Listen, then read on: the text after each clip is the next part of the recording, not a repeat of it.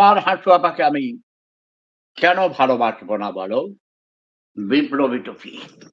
আমার হাঁটু আপাকে আমি কেন ভালোবাসবো না বলো? আমার হাঁটু আপার যেই মুচকি হাসি, মধুর হাসি, যেই হাসি বাংলার প্রতিটি মানুষ শুধু নয়, পৃথিবীর সকল মানুষদের হৃদয় কেড়ে নেয়। সত্যিই শেখ হাসিনার হাসিটা অদ্ভুত।